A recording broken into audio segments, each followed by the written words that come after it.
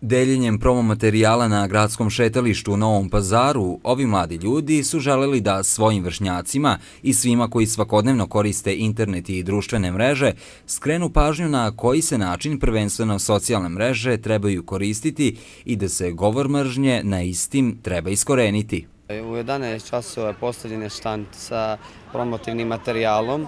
Vršila se online anketa gdje su naši građani, naša omladina davali izjave da li znaju nešto o govoru mržnje na internetu, da li su se ikad sreli sa tim. Mi smo im također davali savjete kako da reaguju ako se sutra susretnu sa govorom mržnje na internetu. Roditeljima smo također davali savjete da svoju maloletnu decu više upoznaju sa tim, to je sa govorom mržnje na internetu. U svetu tema obeležavanja Međunarodnog dana bila je mladi i migracije. Na taj način organizatori želeli su da ukažu na značaj migracija za razvoj društva i zajednice u celini, ali i da upozore na eventualne rizike, diskriminaciju i izrabljivanje.